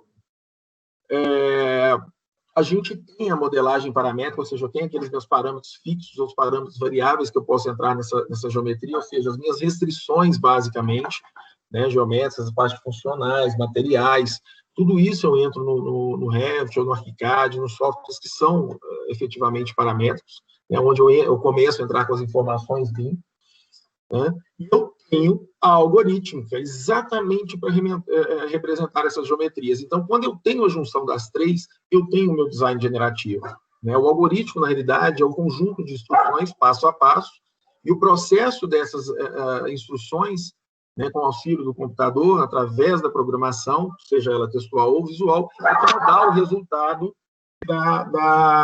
do design generativo. É isso? Mas aí, enfim, como é que isso vai funcionar? Deixa eu mostrar aqui, ó. Pega um papel, dobra ao meio uma folha de 21,5 por 28. Coloca ela verticalmente, não sei lá.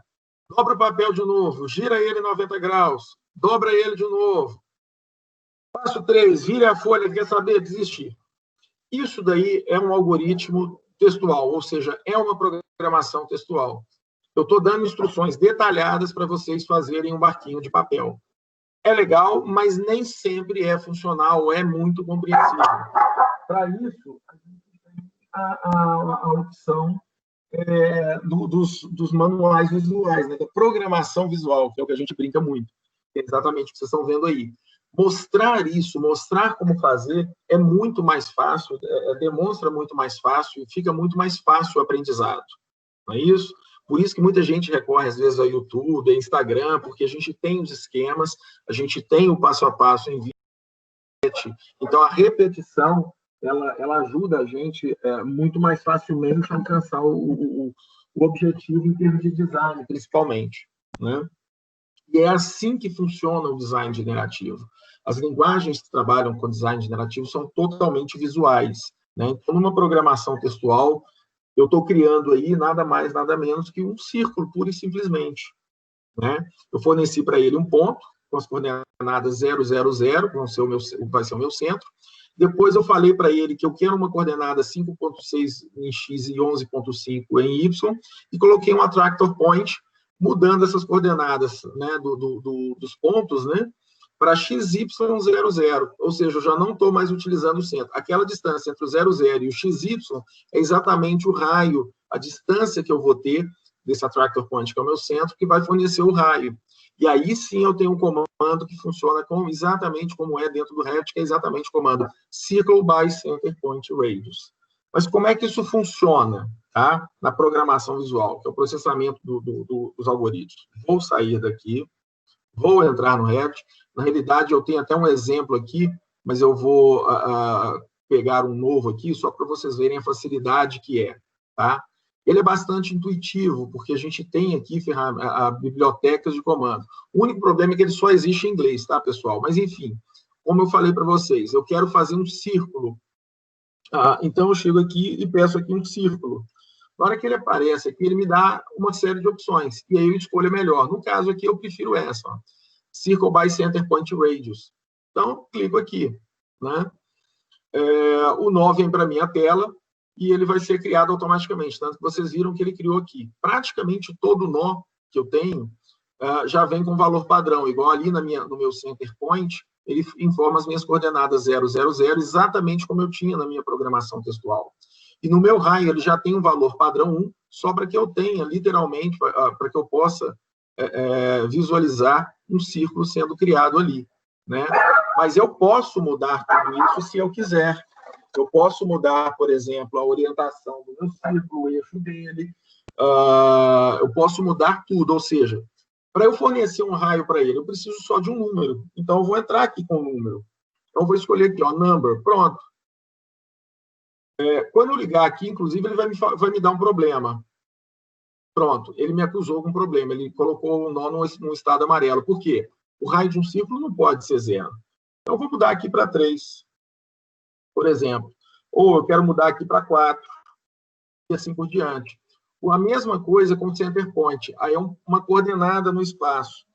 Então, eu vou entrar aqui com point by coordinate, né? Entrei com point by coordinate, por padrão, as coordenadas x, y e z, ele vai me dar também como sendo 0. E entrei com isso aqui. Tá? Aí agora, para brincar um pouquinho mais, eu não vou entrar com valor estático, não. Eu entro aqui, por exemplo, com uma slider, que ele funciona como funciona um dimmer, por exemplo. Então, eu só ligo isso aqui, ó. Eu vou ligar. Vou até fazer uma brincadeira. Eu vou alterar x e y ao mesmo tempo, e z diferente. Tá? Então, eu só liguei aqui, ó, x e y estão ligados no mesmo valor. Então, eu tenho um deslocamento de 1 em x e 1 em y.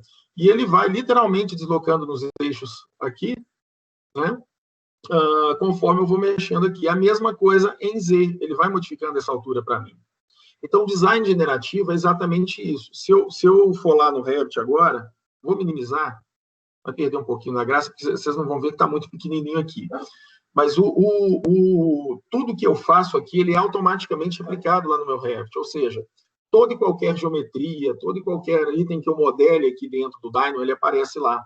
Por isso que a gente acha muito legal fazer, um dos primeiros exercícios que a gente faz é exatamente de uma treliça adaptativa, porque a gente pode mudar o ângulo, a quantidade de montantes verticais e transversais, a gente pode mudar a altura dela, a quantidade de montantes, né? E é uma rotina bastante simples, porque a gente está traçando linhas. E lá dentro do Revit existe um comando, por exemplo, ou do Advanced Steel, ou de qualquer outro software como Tecla, a gente pega a ferramenta de viga e fala, ó, lá no finalzinho a gente coloca o nó, agora você vai colocar para mim esse padrão de viga, tá? É uma coisa muito, muito simples de trabalhar, tá certo? Bom, essa rotina que está aí, por exemplo, é a rotina de uma treliça adaptativa. Olha a quantidade de nós que tem aí. São poucos. E a gente já consegue um resultado muito bom, né? E diga-se de passagem, por exemplo, nesses primeiros nós aqui, a gente tem muita repetição. Então, toda vez que vocês verem isso aqui, esse nozinho mais longo aqui, ó, é o meu number slider. Então, a gente tem, né, quando muita gente pensa que, às vezes, eu tenho que ficar programando, e codificando, digitando e tal, não é bem assim. Eu já pego os itens prontos e eu vou só ligando uns nos outros para formar, e ele executa para mim. E quando eu estou dentro do Revit da vida, eu executo, eu literalmente rodo a rotina, e aí ele vai me perguntar os parâmetros. Você quer aumentar o ângulo da sua treliça? Você quer aumentar o número de montantes? Você quer aumentar o comprimento dela? Você quer aumentar a abertura? Você quer mudar o perfil do perfil A para o perfil B? Então, ele faz essas perguntas para a gente só entra com os parâmetros e ele gera todo o projeto para a gente, né? É uma coisa realmente bem simples, bem fácil da gente trabalhar. Este, por exemplo, é o modelo que a gente estava trabalhando para detalhamento de estruturas. É assim que é modelado no Revit e é assim que é entregue para o pessoal em obra fazer o corte e dobra. Só que tudo isso não é feito no Revit. Isso é feito no AutoCAD, normalmente. Só que a gente criou uma rotina e todos esses detalhamentos, as tabelas dos astros, as bitolas, se é curvo, se é dobrado, se é cortado, enfim, todas essas informações, inclusive com os tags, já saem automaticamente da rotina. Então, o projetista tem o trabalho de fazer a modelagem e ele roda a rotina, vai entregar para ele todos os desenhos funcionais, todos os desenhos de fabricação já. Então, a gente está num nível bastante avançado já com essa rotina, não só para estrutural, mas como para elétrica também, né? Já tem alguma coisa de hidráulica, e é um avanço muito forte, como o próprio Marcos falou, né? A gente consegue simular muitos cenários. Então, no caso lá do Revit, ele já simulou os cenários da estrutura. É aquilo ali? É, legal, pronto, agora eu preciso detalhar. Puxa, mas vai tomar tempo. Não vai mais. A gente utiliza uma outra rotina para poder fazer todo esse detalhamento, né? Bom, em termos de design generativo, o que eu tinha para falar era isso, mas eu tenho, igual eu posso mostrar aqui ainda, só para mostrar o poder disso, recentes, deixa eu abrir aqui, ó, exatamente essa aqui. Isso daqui, vocês vão ver também, essa rotina é uma rotina relativamente grande, mas é uma rotina também que tem muita coisa repetitiva. O que a gente faz? Aqui eu tenho um café onde eu tenho uma série de pergolados, uma série de itens na minha madeira. Pronto. Uma série de itens da madeira onde eu tenho formas orgânicas do meu pergolado. Então, a gente pega esse monte de nós, vocês podem pegar.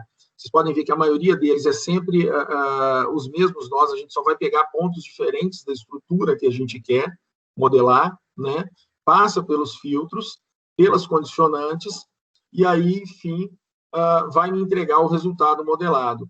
Quando eu executo essa rotina, no caso aqui até um pouquinho demorada, ele faz toda a modelagem para mim lá no Revit, daquele item, no caso do pergolado. Deixa eu só ver se ele vai conseguir terminar sem travar, porque eu abri a rotina numa outra instância. Esse é o único defeito do Dynamo, na minha opinião, tá? Eu tenho que estar naquela instância. Eu abri uma outra rotina sem fechar esse arquivo.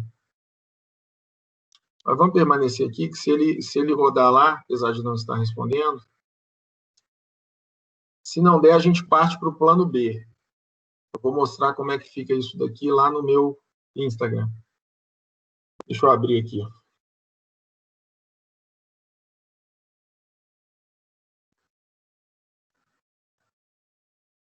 De vez em quando...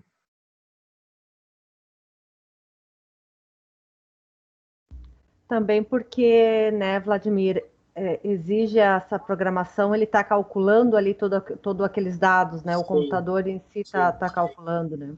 Ele, em média, para essa rotina aqui, ele leva uma média de 3 minutos, mas só pelo Revit não estar respondendo, é como eu falei. Quando a gente abre o Dynamo para fazer uma rotina, ele tem que estar naquela instância. Se eu abrir numa outra instância, igual eu fiz, os dois estavam abertos, mas eu abri uma outra instância do Dynamo e executei uma rotina. Ele já perdeu a referência daquele arquivo.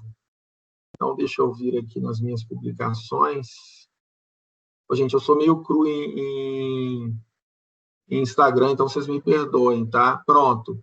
Este aqui é o resultado final. Ó. Eu tenho... Deixa eu ver se ficou grande o suficiente para vocês aí. Depois que eu gero essa rotina, ele gera para mim toda essa estrutura aqui. E é uma coisa... Opa! É uma coisa muito legal da gente ver, porque esses são os resultados finais que a gente tem. Todos esses itens são criados no Revit e eu posso mandar para uma impressora 3D ou para um CNC no formato STL, por exemplo, ou ASCII2, para fazer os recortes na madeira de forma precisa e encaixar isso lá. É uma ferramenta fantástica. Esse trabalho não é um trabalho meu, tá, gente? Tem os devidos créditos aí. Mas é uma forma fantástica que a gente tem hoje de experimentar digitalmente o resultado antes dele ficar pronto e já enviar direto para uma impressora 3D ou para uma CNC, sem a nossa interação, e fabricar as coisas de uma maneira muito, muito precisa. Né? Bom, de novo, era isso que eu tinha para falar. Agradeço aí a oportunidade do pessoal da Unicinos pela palestra. A colaboração do Marcos aí também, né? E agora a gente está aberto para perguntas. Deixa eu só... Como é que eu paro o compartilhamento? Ele tem uma opção ali, parar de compartilhar. Pronto, parar o compartilhamento. Joia. Vladimir, muito obrigado pela excelente palestra, esclarecimentos. Que bom aí, parabéns à organização também, trouxeram 2 grandes nomes sobre esse tema, né? Então, pessoal, perguntas? Agora, só porque eu falei, ele já calculou aqui, tá? Aí ele já exibiu o resultado no Revit. Ele estava tímido, Vladimir. Ele estava. Deixa eu só compartilhar, só para vocês verem. Pra vocês verem que eu não falei mentira. Ele leva um pouquinho de tempo para calcular, mas ele... Quanto mais complexa é a rotina, lá, ele modelou tudo para mim. Quanto mais complexa é a rotina, mais tempo ele leva para poder rodar. Deixa eu parar o compartilhamento aqui de novo. Parei já, né? Bom, vamos lá. Perguntas? Bom, enquanto aguardamos aí as perguntas dos nossos ouvintes, podem ir escrevendo aí pelo chat, que a gente lê a pergunta aqui para vocês, tá? Acho que nós poderíamos retomar essa questão das profissões, né? Como que vocês veem essa questão do arquiteto e do engenheiro? Aqui mais, acho que nós temos de engenharia civil, não sei se tiver algum outro aí, por favor, pode me avisar. Mas isso vai afetar. Teve até uma matéria que saiu há algum tempo numa revista de arquitetura que dizia que a profissão do arquiteto estava no fim, era bem voltado para a arquitetura. Posso até depois compartilhar com vocês, né? Mas trazendo justamente essa questão em função das novas tecnologias e principalmente a questão do processo generativo, né? Como que vocês veem essa questão? Bom, a internet acabou com as bibliotecas? Não, né? Pois é.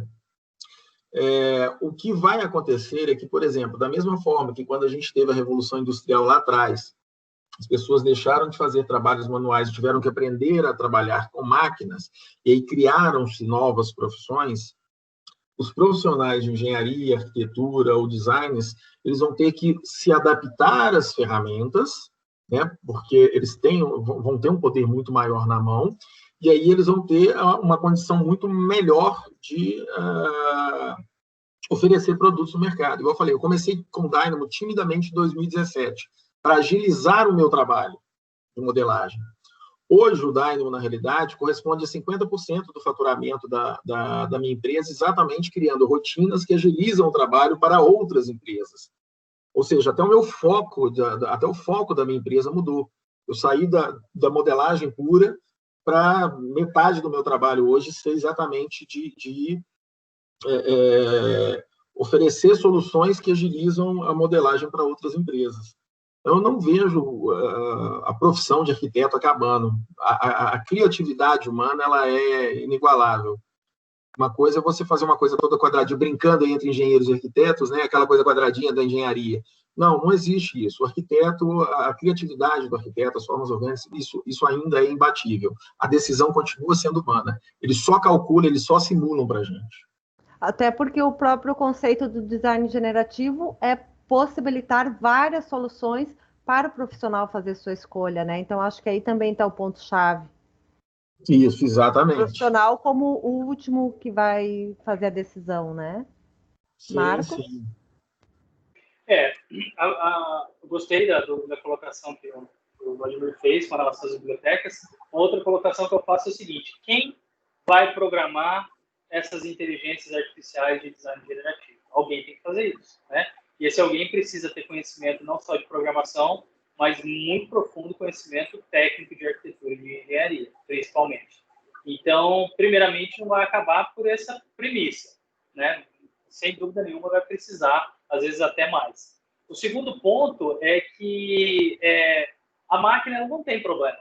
A máquina ela não tem problema na vida dela. Ela não chega em casa e está triste porque a namorada largou dela, né? E a criatividade ela é movida pelos problemas. Então, assim, o processo criativo, a questão criativa, ela é muito associada aos problemas que você tem, né? Então, à medida que você tem problema, você coloca uma energia ali para resolver o problema. E sem a criatividade, né? Sem a criatividade nada acontece. E é uma coisa que é inerente do ser humano. Né? Então, não acaba. Eu acho essas previsões assim muito sensacionalistas e acredito até que venha. Acredito não. Tenho assim, uma certeza muito grande de que venha ser ainda mais difícil ser engenheiro e arquiteto, porque você vai ter que lidar com um filtro, você vai ter que filtrar com essas várias soluções que vão chegar para você. O conhecimento vai ser muito maior, né? Vai ter que ter esse domínio do conhecimento muito mais, né? Exatamente. Até para decidir. Então, a gente vai ser menos fazedor e mais analista do que antes. E se formos ver também, né, a própria ideia que o Vladimir trouxe aí, nos lembrando das canetas nanquim, da aranha e tudo mais, né? A natural da evolução essa mudança, porque ela vai agilizar o processo da mesma forma que hoje ninguém vai ficar num escritório de arquitetura ou engenharia desenhando no papel manteiga, justamente pela agilidade que te possibilita tempo para fazer outras coisas, né? Da mesma forma, esse tipo de tecnologia pode auxiliar nessas questões também, né? Sem dúvida. Achei que era uma é mais uma disciplina, vamos colocar assim, que o arquiteto, o engenheiro, o designer vão ter que aprender. Né? No caso, a programação. Na realidade, eu acho que até na engenharia já tem, na cadeira de engenharia já tem, né? Tem lá atrás, a gente já tem alguma coisa de algoritmos, não sei a cadeira de arquitetura. Mas eles só vão ter que evoluir um pouquinho isso. Só é uma pequena mudança, como você falou, é uma evolução natural. E na experiência de vocês, como que está a questão dos escritórios? Estão aplicando bastante esse tipo de tecnologia, de sistemas? Ainda está tímido? Como que está essa percepção? Eita, deixa eu começar de novo. Eu estou hoje com 7 projetos em 7 clientes distintos, e tem 2 na fila. Todos eles são ligados à engenharia industrial, tá? Não tem nenhum na arquitetura mesmo, não. Isso em Belo Horizonte, Minas. No Rio de Janeiro, a gente está iniciando uma conversa com 4 escritórios de arquitetura, né? Sendo que 3 deles são de design de interiores. Então, eles estão interessados, por exemplo, em fazer algumas modelagens, principalmente essas modelagens orgânicas dos ambientes internos, né? com o Dynamo. Então, hoje são esses projetos, são 4, 5 lá, agora eu não me lembro bem, mas esses 7 que eu tenho aqui, 2 que estão na fila que eu não consigo pegar com a equipe que eu tenho, exatamente pela falta de mão de obra. A gente ainda é uma tecnologia recente, então a gente não tem muita gente pegando. Uhum. Né? À medida que as pessoas vão descobrindo as funcionalidades, é que vai todo mundo querendo. Então é um campo bem amplo aí de crescimento, né? Marcos, quer completar alguma coisa? Eu vejo que como qualquer coisa que está iniciando, né, qualquer coisa que está começando a aparecer mais forte, né, e a galera começar a entender melhor a potencialidade, o movimento é sempre começar das academias, né, começar das universidades, parte para os escritórios de mais vanguarda, né, para as empresas maiores, e começa a pulverizar de uma maneira mais geral. Eu acho que hoje a gente está no momento dos grandes escritórios, eu digo assim, a nível mundial. Esses grandes são bastante assim, entusiastas dessas tecnologias, né? Vejo como Thompson, que é um dos grandes escritórios dos Estados Unidos, o Arup, a própria Parsons. Essa galera está toda no movimento assim, pesado no sentido do design generativo e bastante aplicado à questão da arquitetura, né? Como eu disse, né? A maior parte dos projetos que eu tenho visto, eles são voltados para essa área da arquitetura mesmo, né? Porque acredito que dá uma dinâmica bem legal assim, para a coisa, né? E eu vejo assim que, infelizmente, no Brasil as coisas acontecem um pouco mais devagar, né? A gente vê o próprio movimento do BIM. O BIM, desde 2014, é uma lei federal no Reino Unido. Todas as obras públicas serem construídas tem que estar projetadas em BIM e todo o acompanhamento da obra também feito em BIM. 2014. Nós estamos falando no movimento aqui no Brasil de daqui 1 ou 2 anos virar legislação. Na verdade, já tem a legislação, né, o marco do BIM, né, que algumas obras, né, vão ter que estar trabalhando nesse sentido. Então, assim, infelizmente, a gente tem que aceitar a realidade que a gente é muito mais atrasado por vários motivos, né? Não cabe aqui a gente ficar elencando os motivos desse atraso que a gente tem. Mas eu acredito que aqui vem acontecendo um movimento um pouco mais devagar do que vem acontecendo fora, mas com certeza não vai escapar, né? Com certeza vai. A grande vantagem da gente se movimentar um pouco mais devagar é que a gente já sabe quais vão ser os próximos passos, né? Então é só ficar atento com o que está acontecendo lá fora, que vai acontecer aqui com certeza absoluta. Então, sim, a gente tem, inclusive, uma parte das normas das normas da União Europeia. Para a gente é tudo mais fácil. As NBRs aqui do Brasil, elas são todas... A própria NBR de concreto, para você ver, como a gente, infelizmente, é atrasado. Uma questão histórica aqui, um pouco fora da questão de BIM, mas relacionada a concreto armado. A primeira norma brasileira, chamada NB1, é a hoje conhecida como NBR 6118, que é de estrutura de concreto armado. Então, a primeira norma brasileira, ela foi a norma de concreto armado, né? De projetos de estrutura de concreto armado. O primeiro registro dela é de 68 e alguma coisa assim, né? nessa ordem aí, de 60 e alguma coisa. Para você ter ideia, a norma que a gente tem hoje, 2014, a última atualização de 2014, ela tem coisas que já tinha na norma, ela não tem coisas que já tinha na norma americana de 2002. Então, assim, é um movimento muito mais devagar. Então, é mais fácil da gente saber o que vai acontecer por conta disso. Uma pergunta aqui para o Marcos. O uso do design generativo no dimensionamento de estruturas potencializa a redução no consumo de materiais? Se sim, saberia dizer o percentual? Bom, vamos lá. Sim, potencializa a redução, sem dúvida nenhuma, né? Porque a gente está falando em fazer, em performar diversos testes virtuais na estrutura antes mesmo dela virar uma estrutura de verdade. E aí a gente avalia, né, através da performance, da quantidade de material e todas essas variáveis que a gente já discutiu aí na palestra com relação ao concreto, às estruturas de concreto. Com relação ao percentual, é muito difícil falar. Na verdade, assim, eu digo até que é impossível de precisar alguma coisa nesse sentido, porque depende muito do nível de projeto que você vai trabalhar, depende muito do nível de algoritmo que você vai trabalhar. O que eu posso falar é das peças que eu estou trabalhando. As peças que eu estou trabalhando, elas tiveram uma variação, manter a mesma performance, variando quantidade de material. Já tive variação em algumas das peças de 24% de concreto a menos, do volume de concreto. E em alguns casos eu tive cerca de 12% do peso de aço reduzido também, mantendo a mesma performance. Estudando só a questão da otimização do design generativo e dando o posicionamento correto dos elementos. Só que isso pode variar muito para baixo e muito para cima, de acordo com o problema. Por exemplo, se a gente pegar uma estrutura de um edifício como um todo, ainda hoje, com a tecnologia que a gente tem hoje, não é possível a gente mencionar esse edifício todo em design generativo. Mas vamos dizer que a gente consiga aplicar a otimização topológica desde a arquitetura para entender qual que é o caminho melhor da estrutura. Ao invés de a gente trabalhar com pilares retos, vigas retas, lajes retas, a partir do momento que a gente associar a robótica na construção, a gente pode começar a trabalhar com formas muito mais orgânicas, né? Até o Vladimir falou de algumas formas orgânicas ali de uma maneira muito legal que eu gostei, e realmente, as formas orgânicas, elas são orgânicas porque elas funcionam melhor. A natureza sabe melhor disso do que a gente, né? A natureza sabe mais de estruturas do que a gente, né? Então, a gente se basear em soluções orgânicas é muito mais interessante. Mas, enfim, se a gente passar a trabalhar com essas soluções, utilizando robótica e tudo mais, a economia ela pode passar aí de 30%, se a gente estiver falando de valores mesmo na obra, né? Porque daí a gente começa a falar em volume, a gente começa a falar em mão de obra reduzida, a gente começa a falar em tempo reduzido. Aí a conta começa a ficar complexa, é difícil de avaliar de uma maneira preliminar assim. Então, a professora Michele, que foi quem fez a pergunta, agradece a resposta. Marco, muito interessante esses dados, justamente em tempos de buscar a redução do consumo de recursos naturais.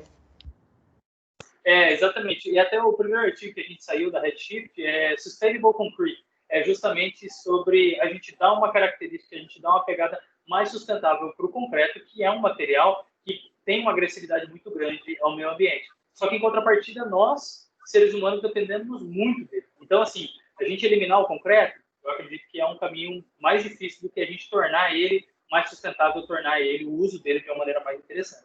E, assim, ainda a gente nem está discutindo a adição de fibras naturais, como o pessoal tem estudado na USP mesmo. A gente tem uma linha de pesquisa lá super bem definida no caminho de utilizar fibras naturais dentro do concreto para melhorar a capacidade de atração dele. Isso também pode trazer diversas outras coisas positivas aí. Até o próprio, a cinza do bagaço da cana-de-açúcar, né? Aqui a nossa região é muito conhecida por produzir muita cana-de-açúcar, aqui no norte do Paraná.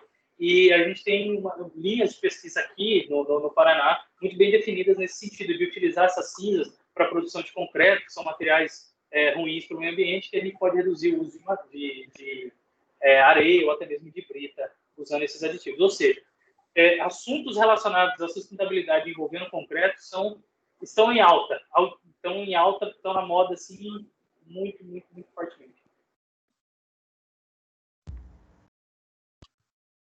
Vladimir, quer completar alguma coisa?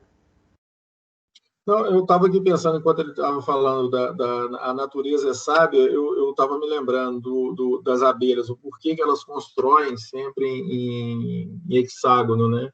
Pela economia de material e robustez que a estrutura tem para suportar o mel. Então, assim, o estudo das formas naturais, das formas orgânicas, no design generativo ajuda a gente numa série de coisas, inclusive na economia de materiais. No nosso caso, as rotinas que a gente está criando não é nem tanto para a economia de material, a economia de tempo de performance, em aumento de performance, mas ajuda muito nisso, ajuda bastante nisso. Mas ele se posicionou muito bem. É que eu acho que entra bem... Pode falar, Marcos, desculpa. Legal você ter comentado, Vladimir, da abelha, né? Compartilhando minha tela, que só mostrando que o símbolo do Rony Structures é baseado nisso, né? Ele representa muito essa questão das formas naturais, né? O quanto que as formas naturais são grandes potências para as estruturas, né? E enfim, tem diversos significados nesse símbolo nosso, mas a base foi baseado nisso. Legal você ter falado da abelha. Bacana. A Fabiana Rosa está fazendo uma pergunta para o Vladimir. Se você poderia falar um pouco mais sobre o uso do dínamo para manutenção e operação de edificações. Engraçado você ter falado isso, Fabiana. Numa das instituições que eu estou dando aula, a gente está com um grupo de, se eu não me engano, professores, onde a gente entrou com o módulo de Facilities Management agora, e o Dynamo está sendo utilizado como um dos softwares, junto com o Revit, o Navisworks e um sistema de gestão de projetos, exatamente para a gente otimizar a parte de Facilities Management. Quando é que eu vou entrar? Porque cada uma das peças, cada um dos componentes que a gente entra no modelo BIM tem um tag, tem as informações, e eu posso utilizar através, por exemplo, dos data shapes, eu não sei se o Marcos também já trabalha com isso, fluxos de processo, inclusive fluxos de processo de manutenção. Então, ele pode disparar uma espécie de alarme, né, um processo, um e-mail, um texto, uma mensagem que vai chegar lá para o gerente de facilities e falar assim, olha, está na hora de você trocar o equipamento tal, o exaustor, a bomba, enfim. A gente já está com um grupo de professores fazendo uma integração de disciplinas exatamente para trabalhar com Facilities Management. Bom, o que eu iria comentar antes, né, encaixa bem agora também, que vocês dois trouxeram, que o projeto generativo, design generativo, né, ele, além de trazer essas várias soluções, eu tenho também as variáveis que eu estou querendo responder diferentes, né, eu posso trazer essa demanda de problemática que envolve arquitetura, engenharia e construção. Acho que isso é muito interessante. Sim, como a gente falou, dá para se construir um fluxo de trabalho. Eu não preciso necessariamente apenas gerar formas, né, ou fazer contas. Eu posso criar fluxos. Ele envia mensagens. Então, como eu exporto o texto, importo o texto, isso vai para banco de dados, vai para e-mail, a gente tem condições de abrir essas aplicações e disparar uma mensagem, por exemplo. Né? Mas já é um estudo, igual eu falei, já é um estudo que a gente está fazendo da disciplina de Facilities Management do próximo semestre. Bom, estamos já 3 minutinhos avançado aqui do horário. Pessoal, alguém tem mais alguma pergunta? Senão, nós vamos encerrar a reunião.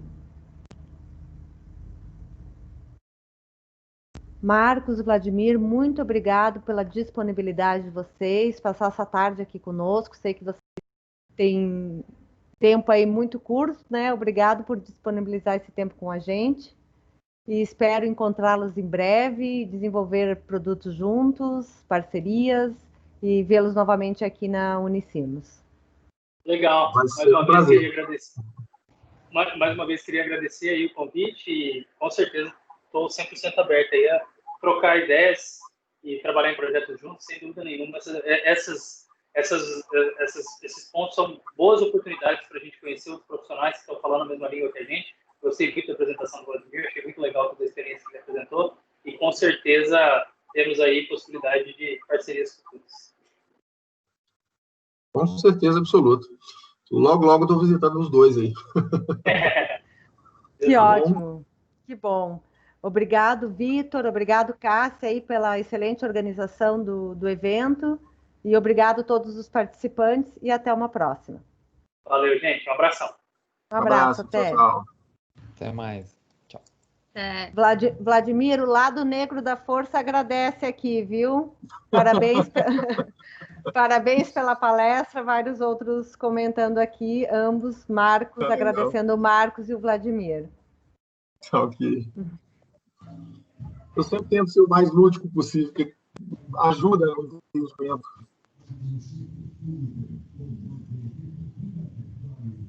Gente, uma boa tarde. Eu vou precisar sair, porque eu tenho outro compromisso agora, tá? E muito obrigado pelo convite.